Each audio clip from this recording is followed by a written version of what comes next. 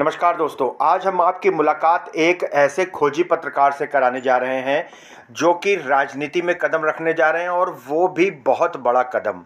यूं तो पत्रकारों का राजनीति में आना कोई नई बात नहीं है, लेकिन पॉलिटिक्स के लेखक और खोजी पत्रकार नवनीत चतुर्वेदी, जिनका कि उत्तर भारत में काफ़ी बड़ा नाम है, भाजपा और अन्य शासन व्यवस्थाओं के बड़े बड़े घोटाले इन्होंने उजागर किए हैं, और अब ये कदम रख रहे हैं एक ऐसी पुरानी पार्टी जनता पार्टी के साथ, और वो भी उत्तर प्रदेश का प्रदेश अध्यक्ष बनने के साथ ही।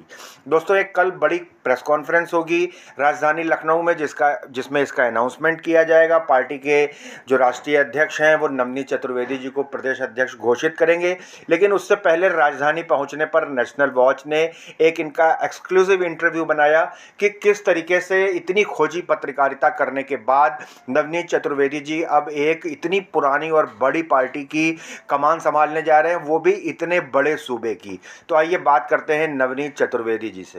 नवनीत जी, नेशनल वॉच में आपका बहुत बहुत स्वागत है। धन्यवाद, स्वागत है। खोजी पत्रकार के तौर पर और बहुत सारे ऐसे मुद्दे आप ढूंढ करके लाते थे, और भाजपा के कई सारे मुद्दे आपने ढूंढे, कई सारी चीज़ें थी, फिर अचानक आज राजनीति में आपका पदार्पण हुआ है, तो सफ़र कैसा रहा?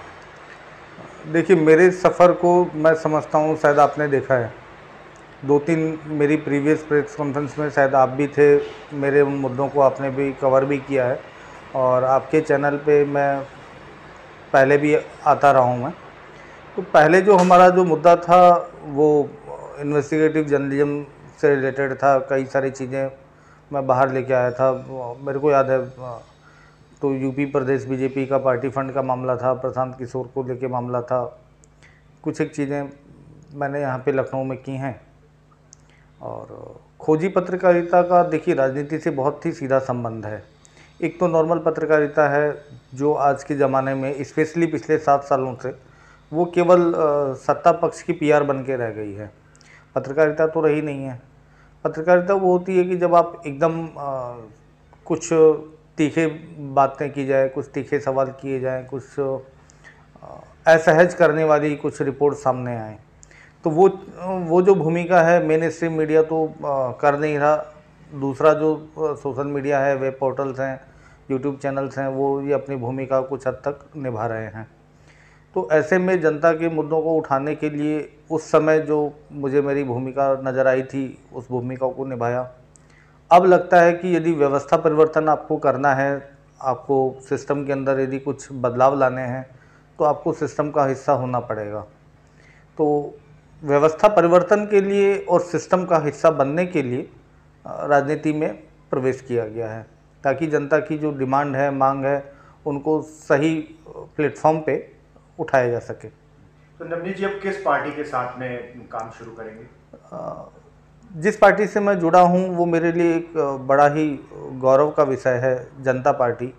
आपको याद होगा, इमरजेंसी के बाद में इंदिरा जी को जब सरकार से हराया गया था, सत्ता से हटाया गया था, तब जनता पार्टी आई थी। जनता पार्टी कांग्रेस से बाहर निकले हुए असंतुष्ट खेमे का एक समूह था, जिसका नेतृत्व चंद्रशेखर जी कर रहे थे। जयप्रकाश नारायण जी पार्टी के फाउंडर थे, संस्थापक थे।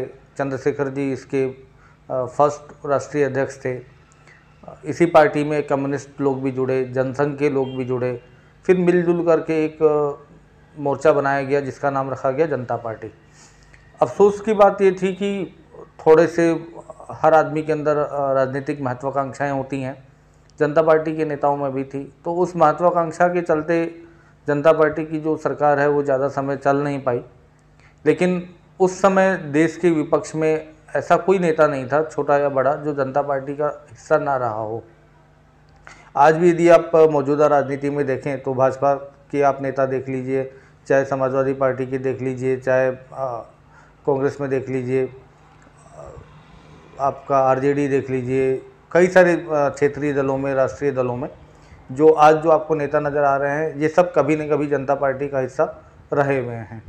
तो जनता पार्टी फाइनली 2013 में जब सुब्रमण्यम स्वामी जी इसके अध्यक्ष थे, तो स्वामी जी ने घोषणा कर दी कि मैं भाजपा की सदस्यता ले रहा हूँ और जनता पार्टी का मैं भाजपा में मर्जर करवा रहा हूँ।